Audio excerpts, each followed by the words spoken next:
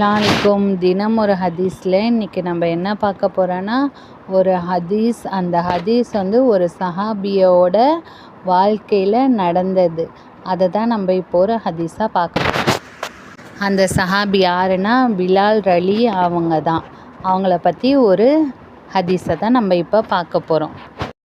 நபி ஸல்லல்லாஹு அலைஹி வஸல்லம் அவர்கள் ஒரு முறை பிலால் ரலி அவர்களிடம் இப்படி கேட்டாங்க: பிலாலே, இஸ்லாத்தை ஏற்ற பின் நீர் செய்த எந்த செயலை சிறந்ததாக கருதுகிறீர்கள்? ஏனென்றால் நேற்றிரவு சொர்க்கத்தில் எனக்கு முன்னால் உனது காலடி ஓசையை நான் கேட்டேன் என்று பிலால் ரலி அவர்களிடம் அல்லாஹ்வின் தூதர் கேட்டார்.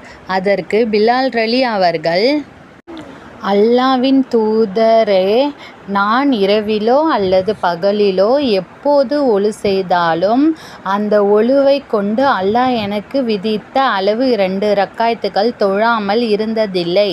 அதைவிட சிறந்த செயலாக எதையும் நான் கருதவில்லை என்று அல்லாஹ்வின் தூதருக்கு அவங்க பதில் கொடுத்துருக்காங்க.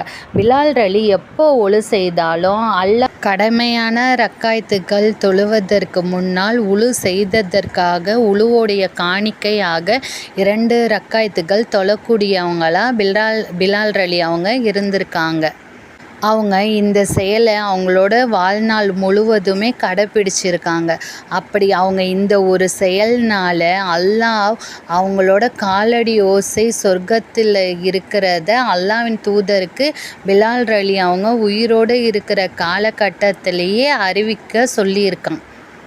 ஒரு நன்மை எவ்வளவோ சிறியதாக இருந்தாலும் அதை நம்ம தொடர்ந்து செய்வது மூலயமா நம்ம அதுக்கான பெரிய பலனை அடையலாங்கிறது பிலால் ரலி அவங்களோட இந்த ஒரு சம்பவத்திலேருந்து நம்ம தெரிஞ்சிருக்கலாம்.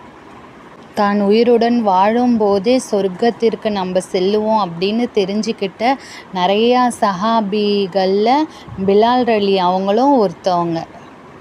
ஒழு செய்த பின்னாடி 2 ரக்காயத்து உழுக்காக தொழுகிறது ரொம்ப சிறந்தது.